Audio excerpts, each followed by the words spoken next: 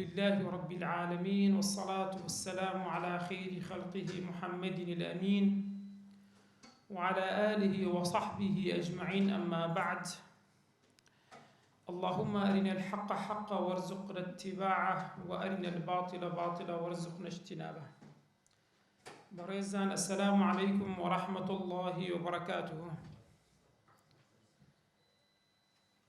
لدرس رابردو باسي تيمم ما كرد بلام أمر دتينا سر أركان كاني ركن كاني تيمم بويا هموش أو شتاني كباز ذكري حتميا باس لتذكرية باز للركن كان ولا شرط كان واروها سنن شيء أجر هبيتن.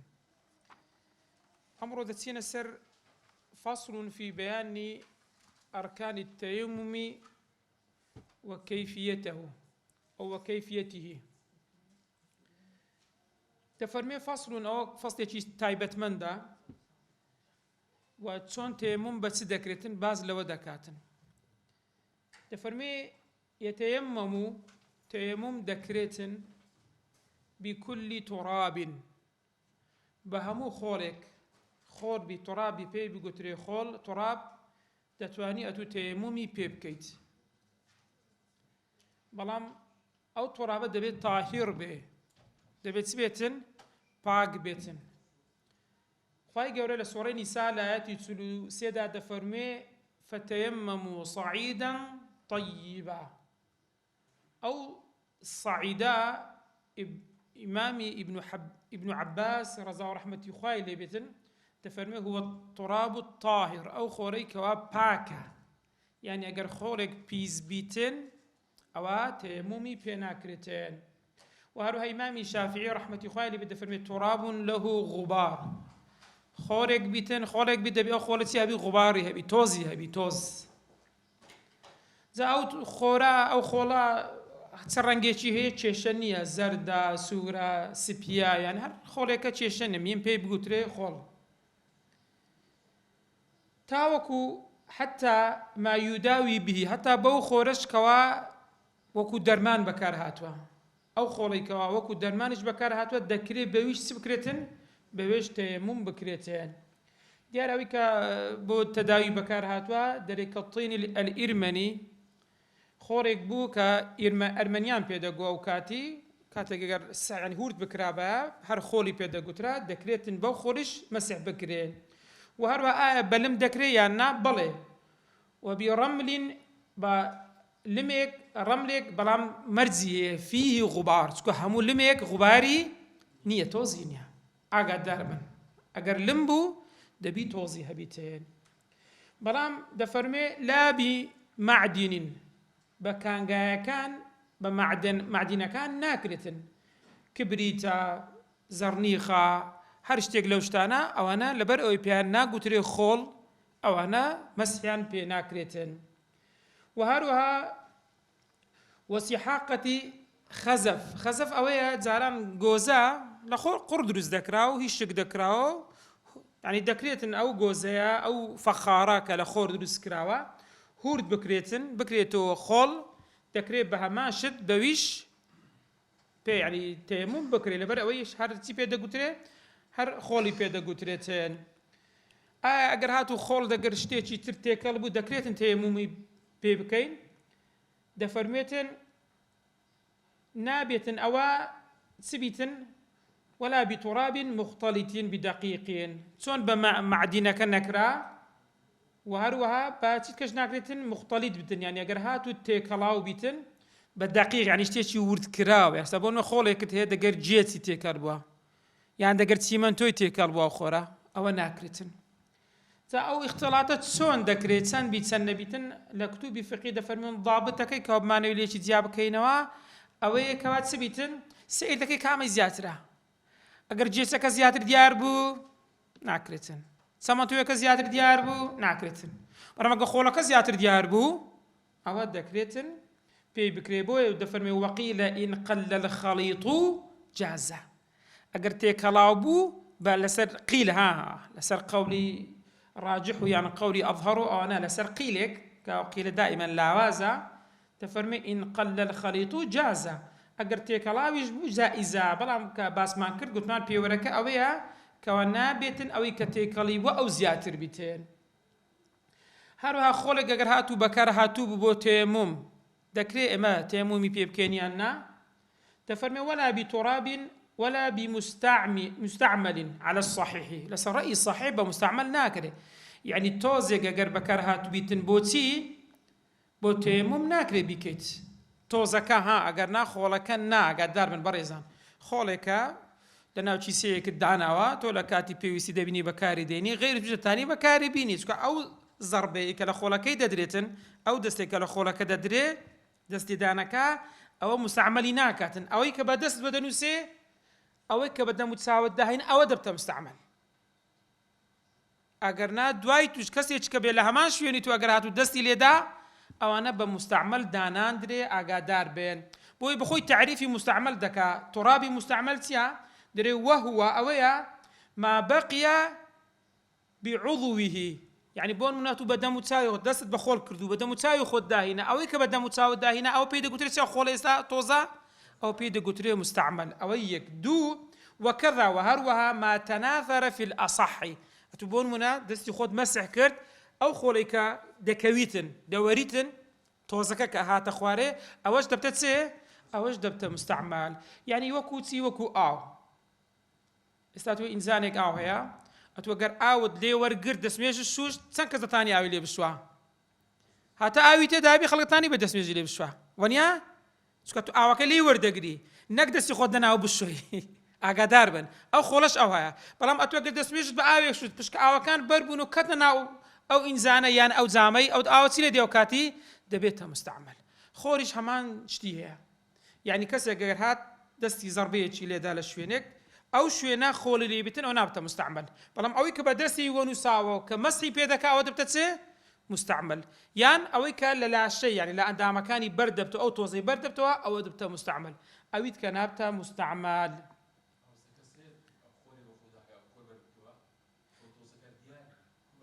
تۆز با تۆز دیارە تۆزی خۆری دیارە حتا لە کتوبی فقی باسی چ کرا باسی ئەوە کرا دەر ئینسان ئەگەر تەیمومی کرد لە کاتێتان وێژەکەش دەکاتن بە ئەو تۆزێک کە پێیوە بەهۆی تەیمومەوە بە لاشەی بە دەستەکان و چاوی بالی نەکاتەوە مستحب بەکەوە لێگرەتان وێژەکەی تەواو دەکات ئەو دواتر دەتوانی دەستێک شتێک پێدابینی توانتر خاوێنی کاتەوە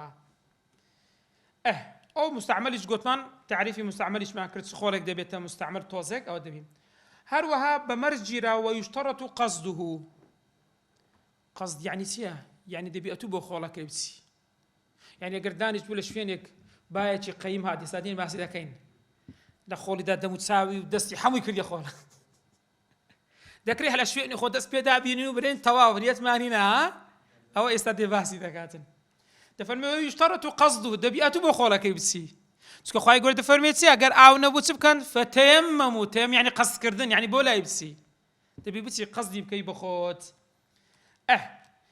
دێ نمونەکەی باس دەکا فەلەو سەفەته ریح عەلەیه باەک هات دەگەر خۆڵی هینا بەدەم و چاو خۆڵەکە نا تۆزەکەی هینا بەدەم و چاوی داکردی بەدەستی داکردیا دەرێ فەڕەدەه کابرایەکە یەکسەر چی کرد تۆزەکە پێوە نووسا دەستی پێداهینا ئەو دەم و چاو دەگەر چێن دەریت کەش دەگەر دەستەکانی وەنەوە نیەتیشی هینا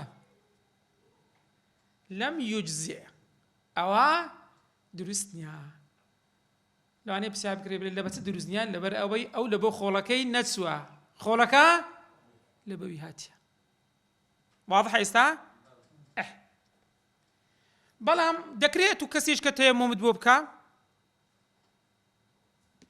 کەسێک بێتن دەست دە خۆڵ دەدا و بەدەم و چاوت دادەینی دوایەتە دەستی دات و بە دەستەکانت ئەو باسی ئەو نمونەش دەکەین دەفەرمێ وەلەو یومیمە بئذنه يعني ئەگەر تەیەممومی بۆ کرا بەڵام بە ئیزنی کەسەکەی ها يعني ئەتوو پێت ڕێت پێدا کاکە فلانە کەس وەرە تەیەممم بۆ بکە بئذنه ئەگەر بە ئیزنی تو بوو دەڵێ جازە ئەوە دروستە احتیمالە پرسیار بکەوێ مامۆستا خۆ بۆ خۆڵەکەی نەچوو دەرێن کاکە ئەو کەسەی کە تەوکیل کرایە ئەو کەسەی کە ڕێی پێدرا ئەو بۆ خۆڵەکەی چوو ئەوەی ئێستا باس دەکەن یانە تا ئەگەر عوذر هەبوو کەواتە ئەگەر لەو حالەتەی ئەوە فەرقی چ بوو دەگەر ئەوی پێشەوە یەکەم بایەکە تۆزەکەی بۆ تو هینابوو ئێستا نا تۆ کەسێک کەڕێت پێدا ئەو بۆ خۆڵەکەی چوو ئەو دەستی پێ کردو مەسی بۆ کردی تەیەمومی بۆ کردی سەبارەت بەوەی کات و ڕێی پێ دەدەیت تەیەمومت بکاتە فەرمی وەقیلە یوشتەڕەت عذر قیلێکمان هەیە دەرێ ئەوە دەبێت چی هەبی عوزری هەبی یعنی حتا دەکرێت دەبی بە خۆی بکە بەڵام ئەگەر عوزری هەبوو ئەو ئەولاترە دەکرێت کەسیشتر بێت تەیەمومی بۆ بکاتێن ئەوە باسی مەرجەکەمان کرد دێنە سەر ئەرکانی ڕکوونەوە دیانە هەر ینی لایەنی جانب الأقوى الركن الشيئي جانبه الأقوى هەر شتێکەوە ئەسڵی شتەکە بێ پێی دەگوترێت ڕکن پێنج ڕکنمان هەیە یەک لەوانە النەقل دەبێت تۆزەکەی نەقلکەین بۆ ئەو ئەندامەکانی کە پێویستی بە مەسحکردن دووەمیان النیە نیەتت هەبێ سێمیان مەسح الوجه مەسحی دەمو چاومان بکەین چارەمیان مەسح اليدين هەردوو دەستەکانمان والترتیب کە دەڵێن تەرتیب لێرە تەرتیب تەنها لە نێوان چکەمە لە دەستمێژ چەند ئاعضامان چەند ئەندامی لاشەمان دەشۆین سوار لە تەیەمومی دوو دەموچاو و دەستا یعنی کەواتە دەبێت یەکەم زار تەرتیبەکە دەموچاوبی دواتر ئەوە تەرتیبەکە ئەلێرە ئەوەندەیە پاشا ئەوە تەرتیبەکەیە دێنە سەر یەک بە یەک باسییان دەکەین ڕوکنی یەکەم نەقل التراب دەبێت و بە خۆت بچی دەست دەخۆڵ بدەیت و تۆزەکە بە دەست وە بنووسێ و ئینجابەی لە ئاعضای ئەو ئەندامانەی کە تەیەمومی پێ دەکرێت پێی بکەیت ئەوە یەکەم شت نەقلە فلو نقل من وجه إلى يد کەسێک هەستا دەستی لە خۆڵدا دەموچاوی خۆی مەسح کرد ئاگاداری ئەو نمونەی بن بە ڕێزان چکاوە دەگەر نمونەکەی پێشتر بەڕک پێکچوو هەیە دەموچاوی خۆی چی کرد مەسح کرد تەیەمومی کرد لەو کاتی بایەک هات خۆڵی هەر گرت بە دەموچاویدا کرد تۆزەکەی یەکسەر لە باتی جاری دوم بچی خۆڵەکەی لە زەوی وەگرتەوە هەستا چی کرد دەستی بە دەموچاوی داهینا و چی کرا و جارەی مەسحی کرد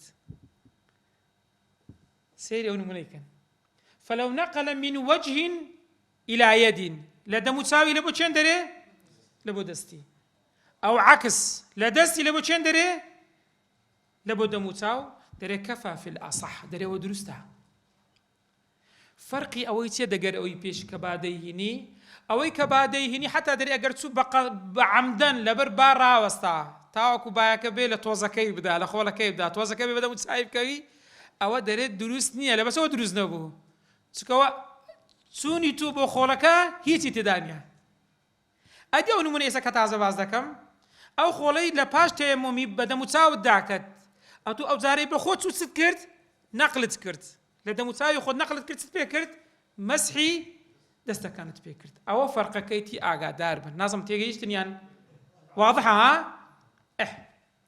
ئەو عکسە کەفا في الأصح لە ئەصەحا دروستە ڕەئی بەرامبەر ئەصەحیش دەرێ ئەوەش نابی چکە ئەوەش نابێت و لە شوێنێک کە دەموچاوتە محەلی فەردات و لەوێ نەقلی کەیتەوە هەرچەندە ئەوی دووەم جیاوازە وەکو یەکەم نییە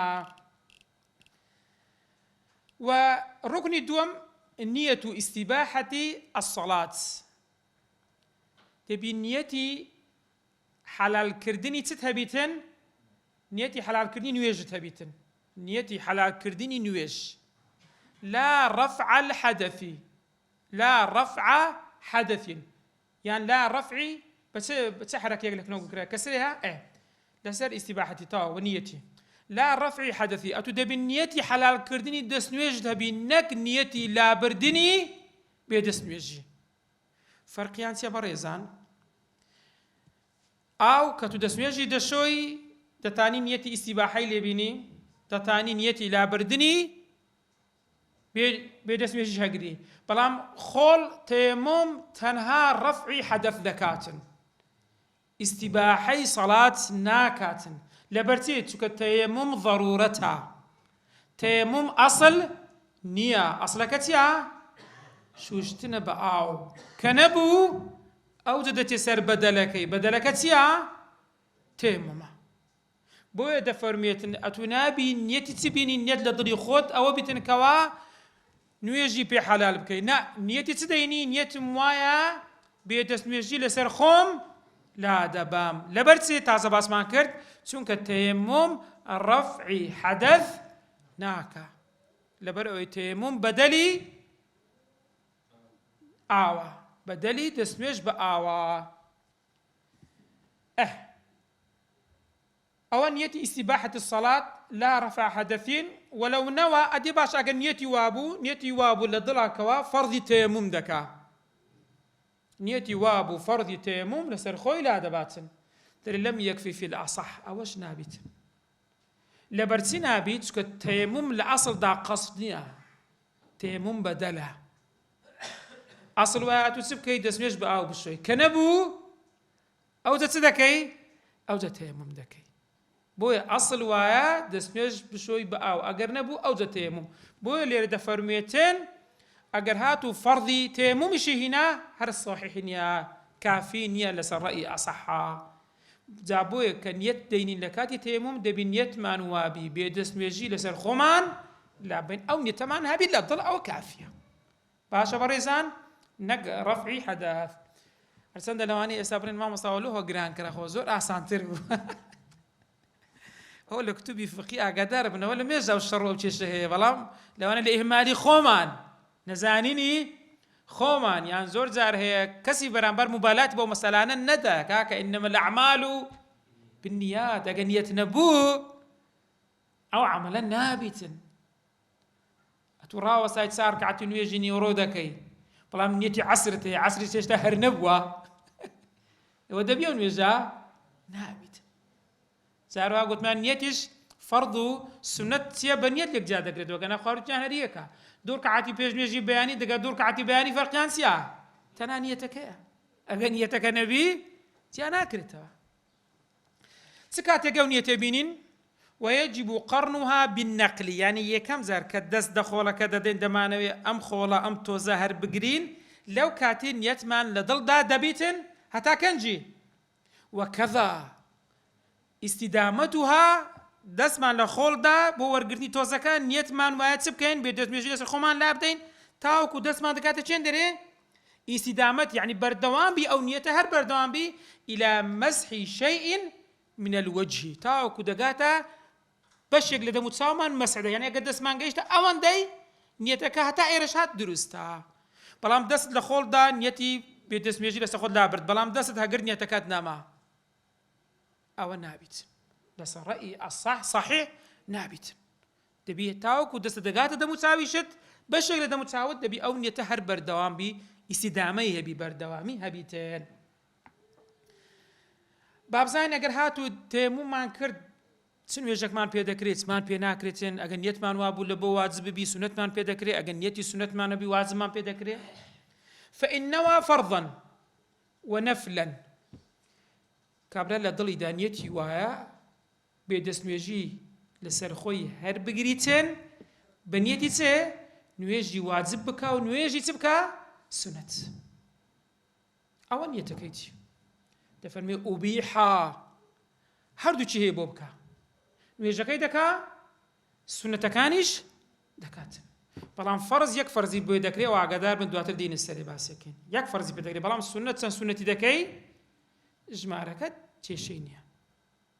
ئوبیحا، مادەمە تو نیەتی فەرزت هەبوو دەگە نیەتی چشتە بوو؟ سونەت. ئەو فەرضەن ئەدێ گەوجاری بەس نیەتی چت هینا فەرزت هینا، نیەتی سونەتت نەینا. نیەتم وایە بێ دەستنوێژی لەسەر خۆم بەو تەیەمومەی لا دەبەم نوێژی فەرزەکان پێ بکەم، ئەوە نیەتت ناو دڵی بوو، باسی سونەتی تێدا نەبوو. دەرێ فەلەه النەفل على المەذهب، دەتانی چش بکاتن؟ تانی سونەتەکانیش بەو نیەتەی بکاتن، هەرچەندە نیەتیشی سونەتەکان نەبووە. لەبەرچی بەڕێزان؟ دەرێ لەبەر ئەوەی نەفل سونەتەکان تابعی ئەسڵەکەیە، مادام ئەسڵەکە بوو تابعەکەش دەبیتن، دروستە، کێشەی نییە. ئەدی ئەگە ئەو جارەی ئەو نەفلن نیەتی وابوو بەو بێ دەستنوێژەی بەو تەیمەی کە لەسەر خۆی لا دەباتن بە سونەتی پێ بکە، نەفلن سونەت. ئەو ئەسەڵات گوتی نوێژ، بەڵام دیاری نەکرد واجب یان سونەت. ئاگادار بن عیبارەتەکان لە کنەگۆ نووسرایەوە نییە؟ بەس سەڵات چ دەکا لەو حالەتەی؟ دەفەرمێت تەنەفەلە، بەس سونەتان تانی بکە، لە الفەرض فەرضی ناتانی بکە على المەذهب. لەبەرچی؟ لەبەر ئەوەی نیەتی فەرزی نەبووە. ئەتو لێرە نیەت لەسەر چ بووە؟ لەسەر تابعەکەی لەسەر ئەسڵەکەی نەبووە، کەواتە ئەسڵەکەت پێ ناکرێ. بەڵام ئەگەر نیەتی فەرزت هەبوو، نیەتی سونەتیش دەینا، دەتانی سونەتەکەی بکەی. لەبەر چتانی بکەی؟ چونکە سونەت تابعی چییە؟ تابعی فەرضەکەیە. تا ئێرە کەس پرسیاری هەیە بەڕێزان؟ ڕوکنی سێیەم ومسح وجهه، مسحی دەموچاوی دەکات. ئەوە چش دەرسی دەستنوێژ باسمان کردووە نەبوو؟ لە چێن دەرهەتا چێن دەر حدودەکەمان باس کردیا. خوای گەورە دەفەرمێ فەمسحوا بوجوهکم وأيديكم منه. چارەم ڕوکن ثم سیرکە لێرە چی بەکارهێنا وزارە لە بۆ ئەو ڕوکنەی ثمەی بەکارهێنا؟ نەیگۆ وا. ئەو ثمەیە ثمە لە زمانی عەرەبی لە بۆ تەراخیە، یعنی دەبی یەکەم بکەی ئەو دەبێتە سەر چ؟ سەر دووەم. یعنی یەکەم جار مەسحی وەجهی دەکەی ئەو دەبێتە سەر مەسحی چ؟ دەستەکان. ثم يديه، هەردوو دەست مع چ؟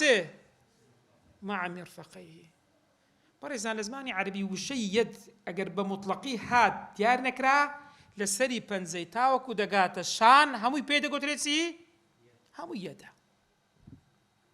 بۆیە لە مەسەلەی دزی سەریقا لای خەواریجەکان ئەگەر کەسێک دزی کرد ئەوان دەڵێن لەبەر ئەوەی تحدید نەکراوە بێن دەسی لە چی ڕابڕین؟ لە قۆلی ڕابڕین، لە هەموو خلافەکی دەرن دەردەچین، ئەوی خلافی نامینێت. بەڵام لە حەدیثی پێغەمبەر صلی الله عليه وسلم دیار کردی لە لکوعیا تاکو مەچەکە. چونکە وشەی یەد بەخۆی ئەگەر بە مطلقی هات تحدید نەکرا ئاگادار بنە تاکو ئێرە. بۆیە دەرێت ثم مسح يديه مع مرفق. دەبی ئەو مرفقەش وەکو چی؟ وەکو دەستنوێژ باسمان کرد ئاوێ گوتمان دەگەردایە. مع دەبی ئەو مرفقەش لەگەڵدا بیتن. ئەوە لە ڕەئی جەدیدی ئیمامی شافعی دیارە ڕەئی قەدیمەکەی دەکرا إلا الكوعين، يعني تەنها مەچەکەکان ئەو دووە هەتا ئێرە.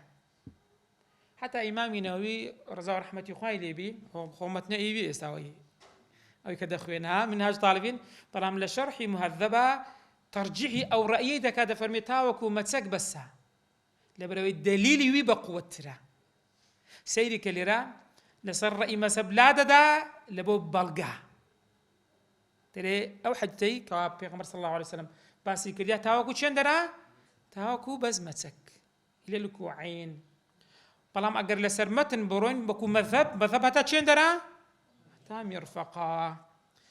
زیاتریش بۆ هەتا میرفەقا چکە ئیستیعابە، یعنی هەمووی بەکاملی دەگریتێن. ئەوە ڕوکنی چارەم. ڕوکنی پێنجەم کە باس نەکرا بەڵام بە ثومەکەی وەردەگرین دەفەرمێ التەرتیب. چکە ئەمە دوو عوضومان هەیە لە تەیەموم، دەموچاومان هەیە دەگەرە دەستمان هەیە. ترتیب دەبی هەبیتن، یعنی نابێت و مەسحی دەستەکانت بکەی ئینجا دەموچاو. دەبی یەکەم چار دەموچاو دواتر بێ سەر چی؟ بێ سەر دەستەکانت. بابین لە دەستنوێژەمە باسمان کرد گوتمان ئەو شوێنانەی کە داخلی دەستنوێژە بە ئاو دەبی ئاو بگاتە چێن دەرێ؟ ئەگەر موو خەفیف بوو دەبی ژێرەوەش هەمووی چ بی؟ هەمووی تەڕبی. بابزانە لە تەیمۆمیش وایە دەفەرمێ ولا يجب إيصاله أي التراب منبت الشعر الخفيف. ئەگەر شعرێکی خەفیف بوو، خەفیف دیارە، خەفیف ئەوەیە کە بنی دیارەوە نییە؟ دەرێ واجب نییە تۆزەکە بگاتە چێن دەرێ؟ ژێری. واجب نییە. ئەو ئەگەر خەفیف بوو، ئەدی ئەگەر کەفیف بوو ئەو ئەولاتر ها نایهەوێت. کەواتە ولا يجب إيصاله لە بۆ تراب دەگەرێتەوە إلى منبت الشعر الخفيف، هەم لە دەموچاو هەم لە دەستەکان. چکە عوسرە، چکە ئاو ئاسانتر دەچێتە ژێرەوە بەڵام تۆز سەحمەتەوە نییە وەکو ئاو نییە. ئینجا دێنە سەر شتێکی تر بابزانین کاتێک دەست لە خۆڵ دەدەین خۆڵ دەینین تەرتیب لەوێ واجبە هەردوو دەستەکە لەگەڵ یەک بی. دەموچاومان بکەین دەستەکان یان دەکرێت دەستێک پێش دەستێک بی. ئەوە لێرە تەرتیب بزانین چی لێ دێتن. دەفەرمێ ولا ترتیب في نقله. نقل يعني نقل التراب. ترتیب نییە، ڕێزبەندی نییە لە نەقلی تراب لە وەرگرتنی خۆڵەکەی لە بۆ چێن دەرێ؟ لە بۆ دەموچاوت یان لە بۆ دەستت؟ لە چ ڕەیەک لەسەر ڕەئی ئەصح دێ نمونەکەی بخۆی باس دەکات. فەلەو بۆ نمونە ضرب بيديه بە هەردوو دەستی لە چیدا؟ لە خۆڵەکەیدا دفعة أو دفعة واحدة بە یەک جار، أو ضرب يمينه ولكن قلنا نسأل شرح نسراوه يعني دستي راستي لدا قبل يساري بيشي سه بيشي سب إذا كدستي هردوك لدا بون منا يعني دستي راستي لدا لخلدا يتسبكي لخلدا ومسح بيمينه بدستي راسي كرت دستي راس وجهه دمتساوي خلت سرير كرت مسح كرت كواتا دمتساوي بس مسح كرت بس بدستي راست ساتس دمينه هردو دستك هذا مينه بدستي تسبيشي مسحتي كرت راسي كرت او بتن ضربي يك ضربه تايره لابد دستي تسبيش بس يا تبي ديسا ضربي دوم لي بديتوا سليب كي دستي تسبيش مسح كي يعني ليره اگر هاتو ترتيبكش باشو بيش هاته بيش ونيا او تشي شينيا لو حالتي تشي شينيا بيوت فرمي فلو ضرب بيده بهردز لخولي دا توزكي بدستي ونسا ومسح بيمينه بدستي راستي دمتساوي مسح كرد وبيساره يمينه دستي راس او عكس حتى عكس يعني ببيت سوانش يعني بون من بدستي تسب مسحتي كرد مسح دمتساوي كرد بدستي راس دستي تسبي كرد او هيك شيء ليرا جازه او هم يدرستا او ديسان لسر رأي اصح لسر رأي مقابل اصح دبي اوش ترتيب بيت دبي اوش ترتيب يعني دمو تساو دوايد بيت سر چندره سر دستكان او ركن كان ما باس كرد باسي او حالتش ما كرد بابزاني سنه كان تيمومتيا تفرمي وتندب التسميه يعني بسم الله الرحمن الرحيم سنه إنذا ومسح وجهه ويديه ضربتين دو ضربه ليرة حتى إيرا حتى أو متنجيشين إيرا دو ضربة سنة واضحة دوش ليرة سنة يك تسمية دوم شد دو ضربة قلت إمام النووي دفرمي الأصح المنصوص وجوب أو وجوب ضربتين الرأي أصح أو كبنص هاتوا دبي ضربة بيتن كواتا دو ضربي لمذهب إمام شافعي بوتسي بواجب للسنتي بوتسي بواجب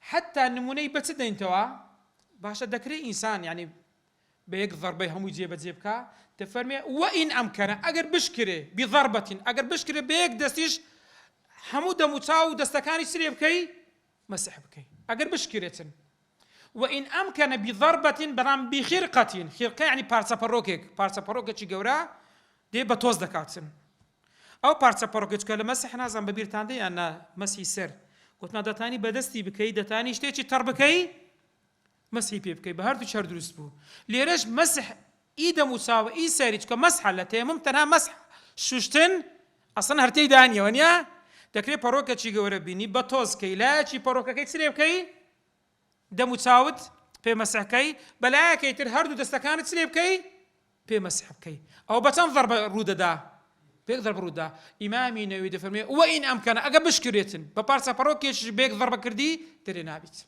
تسكو واجبة تنبي دو ضربة بيتين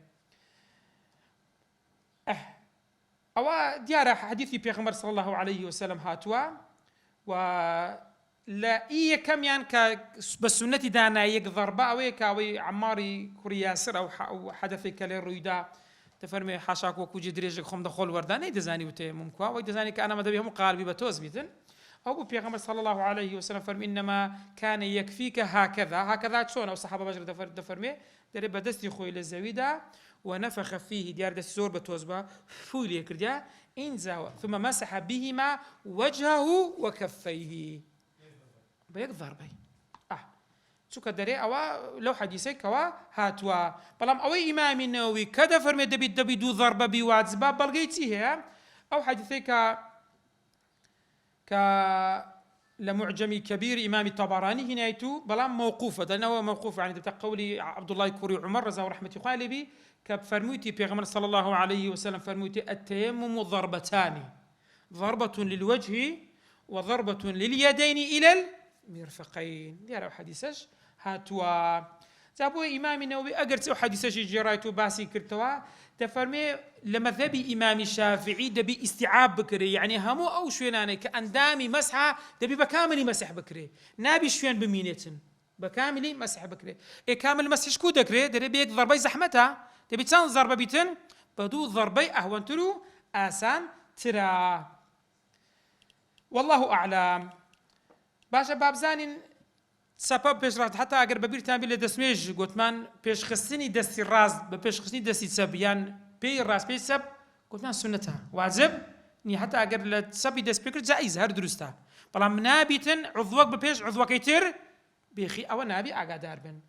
اینجا دەفەرمێ وەیوقەدیمو نەدبەن بە سونەت وایە یەمینەه عەلا یەسارهی، ڕاستەی بە پێشیان دەربێخی چەپەی، وأعلى وجهه هروها سروي دموتاو لبو خواروا، يعني تبكي للسرة بيني تخواري لبرتي يسوكو آوني أو دتواني بالعكس بيان أو كبيب داكر دتاني دستي خد بالعكس بس أو تبيعت في هدية تخواريو بدسو دتاني بوسروش بيا أو تشيشينيا بلام لمسحنا لسرة ديني تخواري إنزا دستي راس إنزا دستي تاب باش ئەگەر دەستمان لە تۆزدا ماشەڵا سێری دەستمان کرد تۆزێکی زۆری پێوە نووساوە دەفەرمێ یوخەفیف الغوبارە، فوی خەفیف دەکات. خەفیفکردن زاروها دەستی خۆدا هۆ دەوەشێنی زاروها فوی لێ دەکەیت، ئەوەش سونەتە.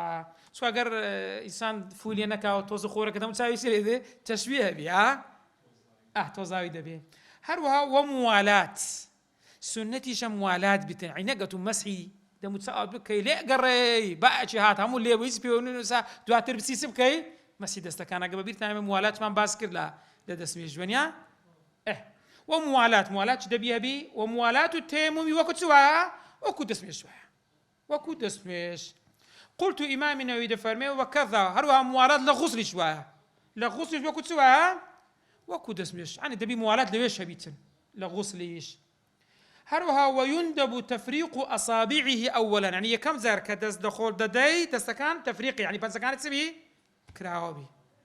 كراوبي تين أو لا أو يكم ضربة كليه ددي دسي كراوبي تين باش أجر كسكا خاتمي أنجوسيليتش لدزبو أما لدزمش قلت ما ده بيصير بكام تاني تحريكي كاسكو بلا تحريك أو دكري بسجيري لرنا دري ويجب نزع خاتمه خاتمه كسير بكام ليه بكاتل في الثانية لو دري في الضربة الثانية سكول دوم دقاتا چين دري دستكاني كواتا لي رد نزع دبي لي دستي بكاتو الا بري توز ناسيتا جيري وكو او نيا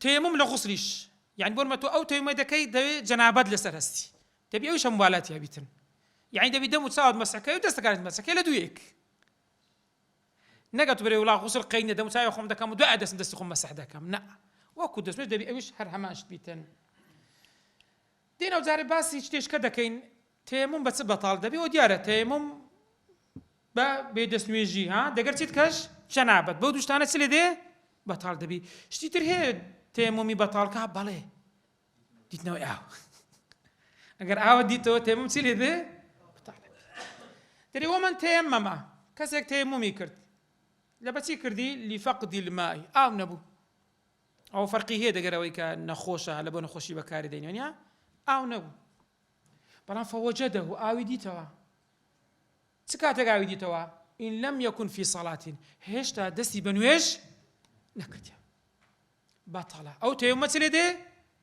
بطلة يعني كابرانا لي والله من ديالا دي مسحم كردي تيمم كردي أو هات قيدنا أو جبيتنا من نايشو موا أو باطلة بي بلي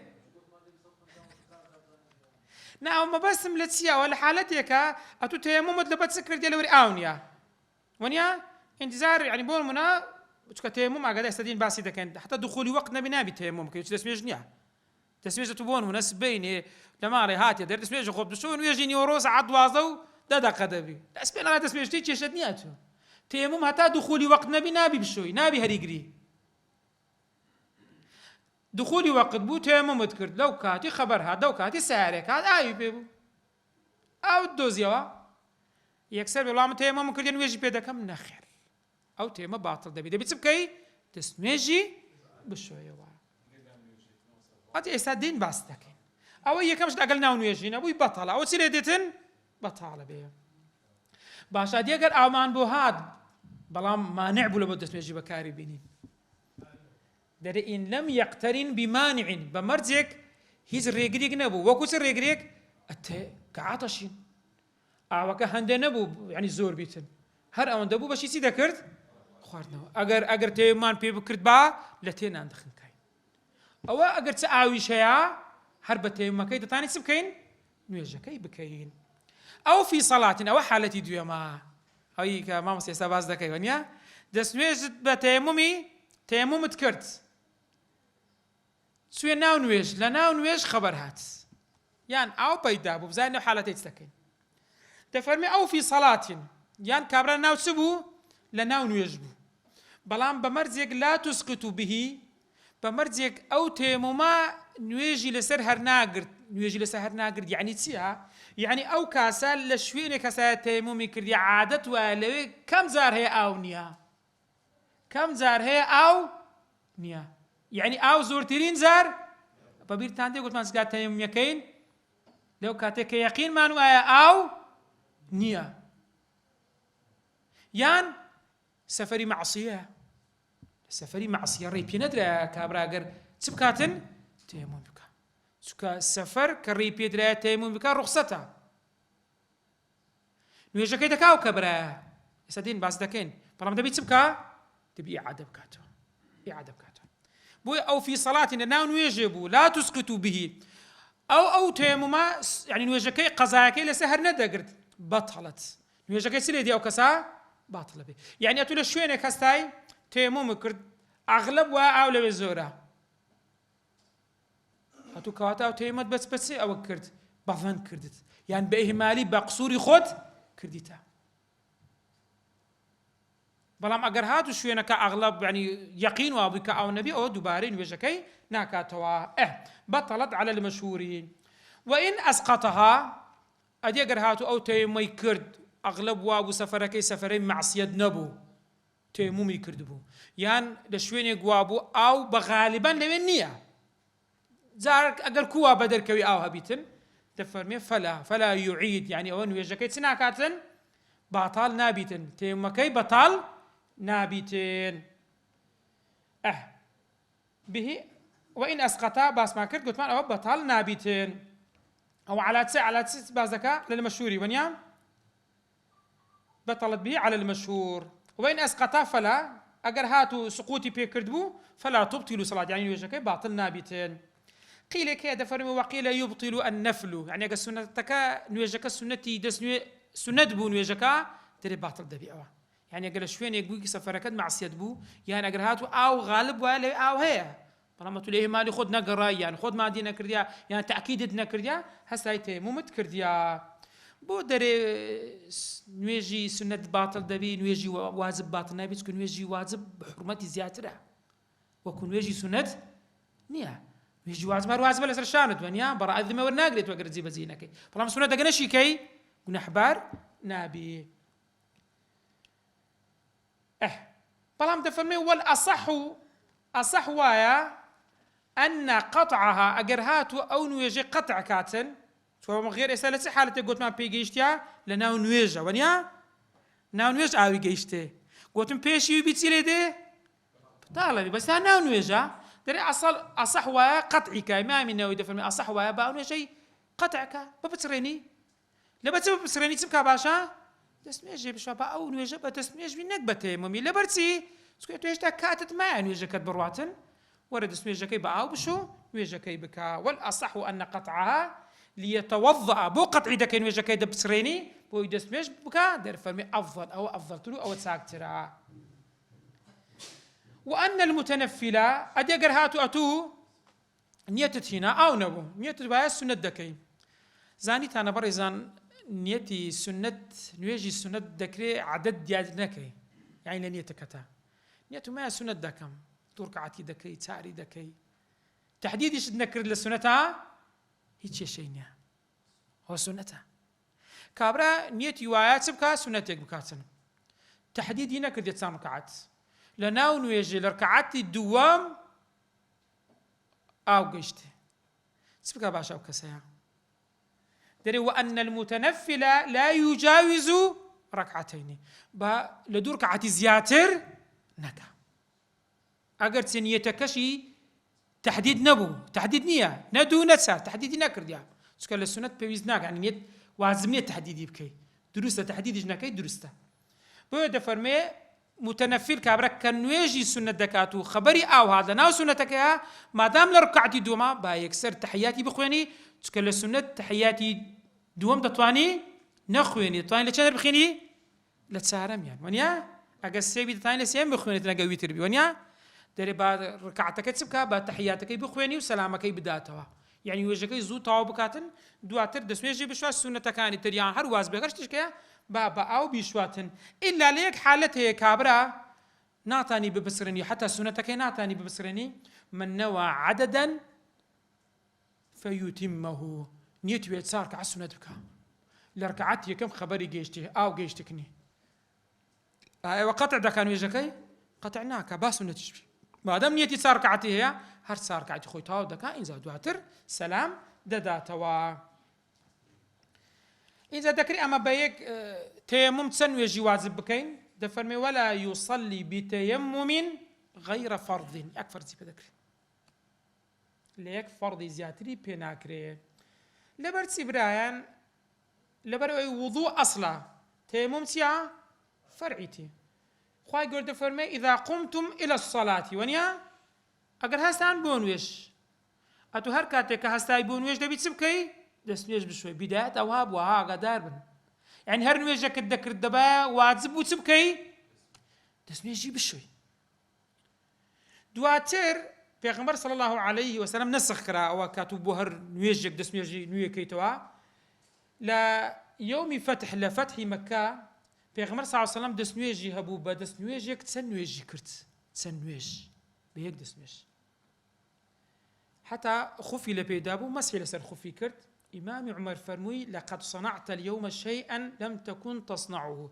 أمر اشتكت كرد يا قد وات نكرد يا بيغمبري إخوة همو زاربو هر نويجا قد تسد كرت تسميش دشتوا أو رنما عندي تسميجي نويكيوا شو ايوا بيغمبر صلى الله عليه وسلم فرموي عمدا صنعته يا عمر بعمدي وام كرت بويا لا فرمودي تشتر كعبد الله كوري عمر دجر دفرمي تيمم بو يك نويجا لكل صلاة تيمم لكل صلاة حتى وإن لم يحدث حتى هو قد اسميش نشي هريكا بلام دسنويش بأونا أقر دسنويش نشكا حسد لنويجي بياني تاو كنويجي سبكا إيش بيبكا ما دام نشكا دتاني بيبكايت بلام لتيمم ما بو يك نويجا بلام دفرمي ويتنفل ما شاء سنتي دكاي بيبكا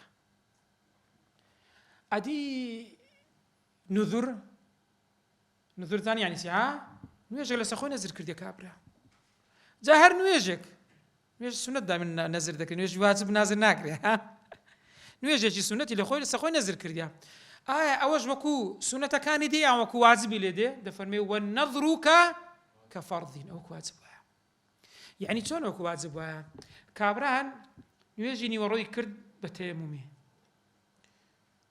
نەزریشی کردبوو دوای ئەوی چ بکە نوێژێکی نەزر بکە دەتانی بە دەست و نوێژەکەی نیوەڕۆی بکە نابی چکە دەبتە چەند واجب کەواتە دەبی لە بۆ نەزرەکەی چ بکاتن دیسان تەیەموم بکاتەوە دیسان تەیەموم بکاتن فی الأظهار لەسەر ڕەئی ئەظهەرە ئەدی سەڵات الجەنائز دەکرێ ئەمە تەیەموممان کردیە لە بۆ نوێژێکی واجب سەڵاتی جەنائز لەو کاتی ڕێککەت بکەین ئایا دەبی تەیەم بۆی بکەین یان پێویست ناکە دەفەرمی والأصح صحة الجنائز مع فرض دەکرێت ئەگەر فەرض بکرێت یعنی چیە یعنی پێویست نییە تەیەمومی لە بۆ بکرێتەوە پێویست نییە جیاوازی چیە بەڕێزان چکە سەڵاتی جەنائز وەکو سونەت وایە دەکرێ نەکرێ وەنیا دەکرێت کابرا نەیکە واجب نییە فەرضی کیفایە وەنیا ئەگەر کەسێک پێهێستا لەسەر ئەوانی تر لا دەچیتن دەبی مادام واجبە دەبی بیشوات تەیەموم بکاتەوە دێ لێرە هەندێک مەسئلە باز دەکا مەسەلەکان تۆزێک عەجیبن لەوانەیە جێتان لێ نەببی ها کەسێک نوێژێکی لەسەر ڕۆیشتیا نوێژێکی فەرزی لێ ڕۆیشتیا دەوێت بێ قەضا بکاتەوە بۆ نمونە دوێنێ تو نوێژەکەت دۆ ڕۆیە بەس نازانی چ نوێژەکە نازانێ نوێژە کامەیە دەفەرمێ وأن من نسي إحدى الخمس یەک لە پێنج نوێژەکان نوێژێکت دوێنێ لێ ڕۆیە هەفتەی ڕابردوو نوێژێکت لێ ڕۆیە دەتەوێت ئێستا چ بکەی قەزای بکەیتەوە چیهان نوێژە نازانی سبەینێ نیوەڕۆیە عەسرە مەغریب عیشا نازانی چ دەکەی باشە دەفەرمێ کەفاه تەیەمم لەهن یەک تەیەممی دەکا هەر پێنج نوێژی دەکا لۆ هەر پێنج نوێژی دووبارە دەکاتەوە یەک نوێژی نەکرد بوو نازانی کامەیە بۆ بە یەک تەیەممی چکۆ یەکی لەسەرە ئەوە دەستە مقابلی و تاوە سەریا دەکەیت واضحە ها هذا ئێستا دێ نمونەی تریش باز دەکە باش بەڵێ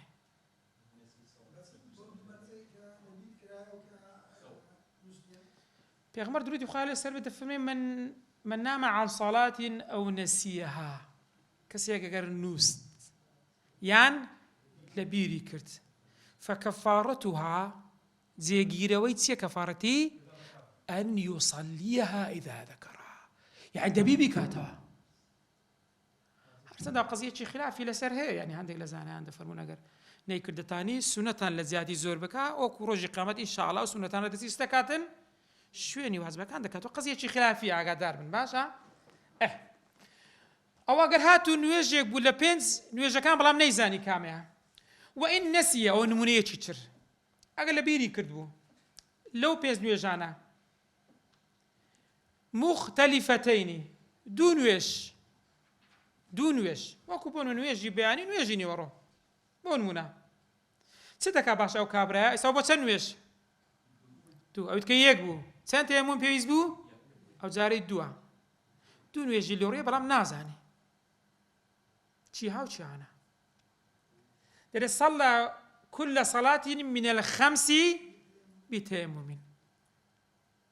يعني دەبێ بۆ هەر پێنج نوێژەکە چکەوە نازانی دوو نوێژ لێ ڕۆیشتە تو دەبێ ئێستا چ دەکەی قەزا بکەیەوە وانیا هەر پێنج نوێژەکان بە چ دەکەی بە تەیەمم يعني چ يعني فيصلي الخمس بخمس تيممات پێنج تەیەممان دەکەی هەر یەکێک دەچێتە مقابلی یەکێکیان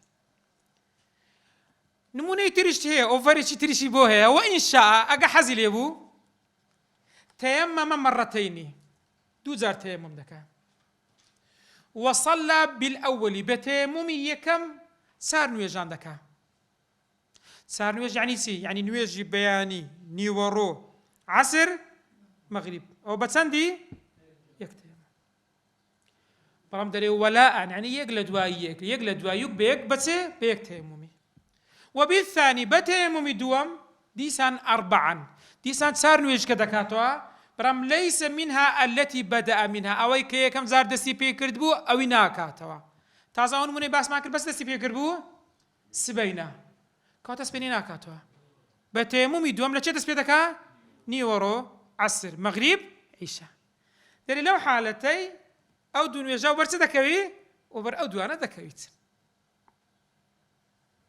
باشا أدي أجر أو زاري هاتو أو متفقتين وحالتي شيتر دون ويجيتر بلام أوانا أو دون ويجا متفقتين بهماشد أو متفقتين أو نسي صلاتين وعلم كونهما متفقتين دون ويجن بلام دون ويجا كتسوانا بونمنا هردو شاني ورويا يعني دكا دو رجع ونيا دو نويجي لرويا دون ويجا كانش هردو سنة هردو بونمنا نيورويا يان هردو عصرة يان هردو مغربة بونمنا كظهريني دەرێ بەڵام نازانی چی هانەها ئاگادار بن چوە گەر بزانی چێشێنێ تێمم دەکا و نێتی ئەو نوێژە قەزایە دەکا کە لێ ڕۆیە ئێستاوە دوو نوێژی لێ ڕۆیشتیا هەردوو نوێژەکانیش چنە یەکن یعنی چی یعنی یەکن هەردوو نیوەڕۆ بوون یان هەردوو عەسرن یان چێ دوو نوێژەکە متتەفیقن یعنی هەردووچیان وچی یەک و بەڵام نازانی بیری نایەت تۆ چی هانە دەزانی دوو نوێژی لێ ڕۆیشتە دوو واجبی لە دوو ڕۆژان لێ ڕۆیشتیا وەکو یەکچوون بەڵام ئێستا بیری نییە نازانی هەردوو نیوەڕۆ بوو، هەردوو عەسر بوو، هەردوو مەغریب بوو، نازانیت چ دەکات لەو حاڵەتەی؟ دەفەرمێ صەلە الخەمسە مەڕەتەینی بتەیەمومەینی، دەبێت 2000 پێش دەکات، بەڵام بەچەند تەیەموم؟ هەر یەکێکیان لە بۆ یەکێکیان، هەر یەکێکیان لە بۆ یەکێکیان. چ کاتێک تەیەموم دەکەن؟ ولا يتيمم لفرض قبل وقت فعله، يعني حتى نوێژەکەی ئەنجام نەدەی پێویست ناکات تەیەمومی بکەی. لەبەرچی؟ گوتمان تاواکو تووشی حاڵەتەی نەبێت و تەیەموم بکرد ئاو هاتە دەرێ، ئاو بە دەرکەوت، وانیا پێویست ناکات، نابیتن. خواش دەفەرمێ إذا قمتم إلى الصلاة، يعني ئەگە هەستان لە بۆ نوێژ ئەو کاتی یەکسەر بیکەن. وكذا النفل المؤقت في الأصح، نفل السنة بلام السنة مؤقت، سنة مؤقت يعني الرواتب. هاتو سكاتك بون من الدور كعتي بيجني يجيني ورا دكاي راتبي بيجني يجيني ورا كداخلي وقت كدبي ونيا دفري أوج وكوا، يعني هتاتو داخلي وقت نبي نابي تسبكي نابي تيمو بكي بهمان شيت باشا حالة من هي أدي كسك أو هر نبي تصدق باشا. ومن لم يجد ماء ولا ترابا، كتيا سحراك ما شاء الله هموي بردي سقين بو كتيا سزن دەری باشە مامۆستا تاق و دیوار هەموو هەنیە دی حەدیثی پێغەمبەر صلی الله علیه و سلم ئەبی جوهەیم کاتێک کە سەلامی لە پێغەمبەر صلی الله علیه و سلم کرد، پێغەمبەر صلی الله علیه و سلم وڵامی نەداوە هەتاوەکو دەستی لە دیواری نەدا و تەیەمومی نەکرد کە پێغەمبەر صلی الله علیه و سلم دەستنوێژی نەبوو، دەستی لەدا ئەجا جوابی داوە. دەری مامۆستا کەواتە دەست لە دیواری دەدا، دەڵێ کاکە ئاگادار بن، زانایان عولەمای قەدیم دەفەرمون دیواری ئەو کاتی پێغەمبەر صلی الله علیه و سلم کردی دیوار هەمووی چ بوو؟ هەمووی قوڕ و خۆر بوو. بەڵام ئایا دەکرێت ئێستا ئەمن ئەو مێزە تێم پێ بکەم ئەگەر تۆزی خۆری لەسەر بێ دروستە؟ تۆزی چ؟ خۆر. ئاگادار بە ها تۆزی چ بی؟ خۆڵ. بالیف پەڕۆک هەر شتێک بیتن مادام تۆزی لەسەرە، تۆزەکە ئەی چیە؟ ئێ خۆڵە دروستە، هەر شتێک بیتن کەواتە کێشەمان لەوەی نی ئاگادار بن. باشە بەس تۆزەکە ئەی چ بی؟ ئی خۆڵ بیتن. نەوگە توێ بۆن من لە مەعمەل بەردێکی ئیشەکەی بەردی هوردەکەن دەهاڕن، دەبتە چەوە تۆزە؟ تۆزی ئەو بەردەوە نابیتن ونیا خو چکو تخورنی است همی گورای ونیا. المهم ئاگاداری ئەو قاعدەی بن، تۆزی خۆڵ لە هەر جێیەک بی دروستە، ئەجا لەسەر خۆڵی بوو، لەسەر بەردی بوو، لەسەر بالیفی بوو، لەسەر ڕەحلەی بوو، لەسەر مێز بوو، لە هەر شتێک بی دروستە، بەس تۆزەکە ئاگادارن دەبی خۆڵی بن. ئەگەر هاتوو نە ئاو هەبوو نە خۆڵ هەبوو چ بکات؟ دەفەرمێ لەزیمە بوو دەبی ئەو کەسە چ بکات؟ نوێژی خۆی بکات. ئەو کەسە دەبی نوێژی خۆی بکات. في الجديد لرأي نوي إمام الشافعي أن يصلي الفرض، دبي نويج خوي هربكا، يعني نويج نكردن دبي بكاتن بلام صدقا ويعيد باش لو يعاد دكاتها دري كم زار يشتروا ددا أو حالتا نادرة لو يكسر يعني روي دابي يعني زارك رو ددا وكوني ببردوامي هبيتن ودفرمي ويعيد.